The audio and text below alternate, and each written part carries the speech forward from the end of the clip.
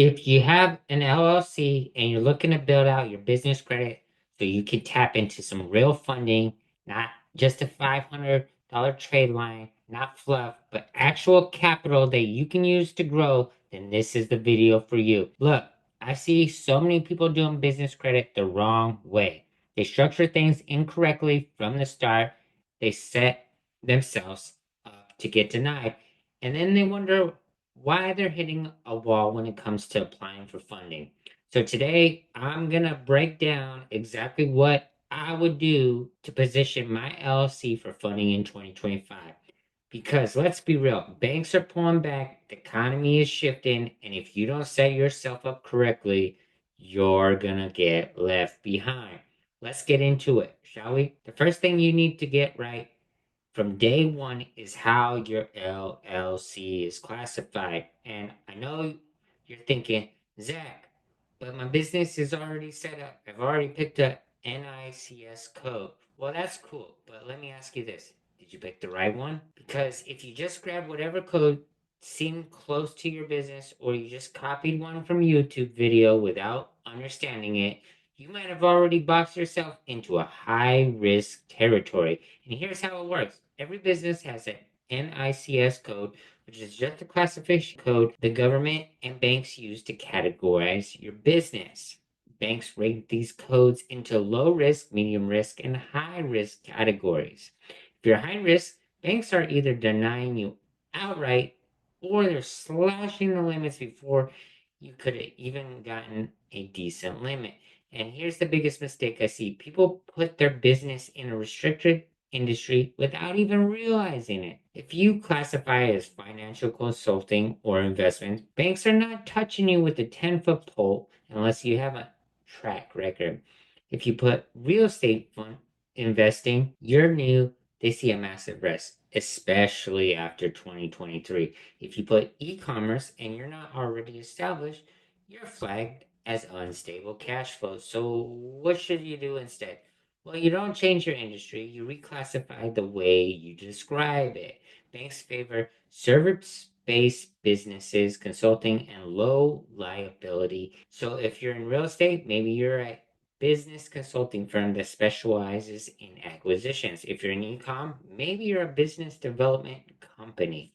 If you're doing credit consulting, maybe you're in the education and business services. See how that works? We're not lying, we're just positioning your business in a way that aligns with what banks want to see, making you a low risk. And here's a pro tip. Call 3 to 5 banks and ask, what industries are you lending to most right now? Are you currently funding businesses in your industry or something similar to it? This one move can be the difference between getting a 5,000 approval or 50,000 plus in funding. Now that your LLC is structured right, the next step is choosing the right banks. Not all banks lend the same way, and some banks are funding aggressively right now, and others are pulling back very hard. So if you're just walking into your local bank assuming they're going to fund you, you're probably doing it wrong. Here's the correct strategy: the 2+2 banking setup. This means you should be banking with 2 major banks and 2 smaller regional banks or credit unions. These often have hidden funding jam. And why is that? Big banks have better credit card products and higher limits once you're in. The smaller banks and credit unions give you easier approvals and access to relationship based lending. So do not just park your money in a bunch of accounts and let them sit. Which brings us to our next point. Opening an account is step one. But if you're not using it correctly, banks will see you as a dormant account. And dormant accounts don't give funding.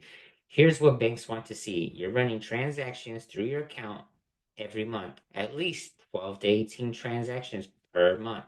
You keep a minimum balance of at least 3 to 5,000 at all times. Higher balances equals bigger funding approvals and means you're a lower risk. You have consistent deposits coming in. If you're running negative balances, overdrafting, or leaving your account empty for months, you're showing banks that you're probably a risk.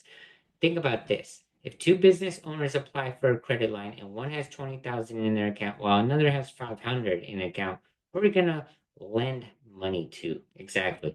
So before you apply for anything, clean up your banking relationships. Now, this is where a lot of people drop the ball. You have to optimize your personal credit before you can get some real business funding.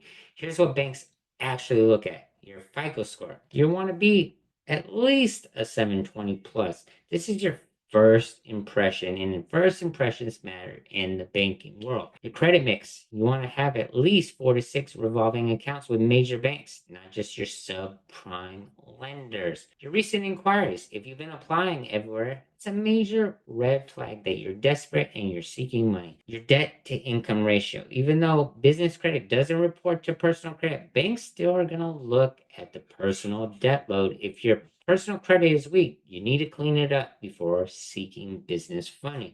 This is why we dispute negative items, remove old addresses, and make sure everything is aligned across all 3 bureaus. Fixing your personal credit equals unlocking bigger business approvals. So here's the bottom line. You're going to want to structure your LLC correctly from day one. Pick the right NICS code to avoid denials.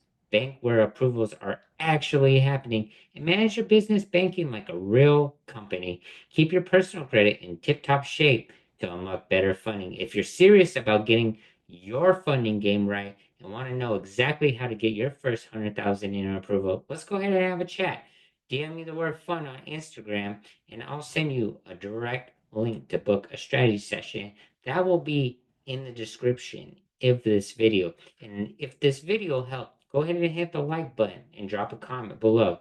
What's your biggest mistake you've made already with business credit? And until then, I'll see you in the next video.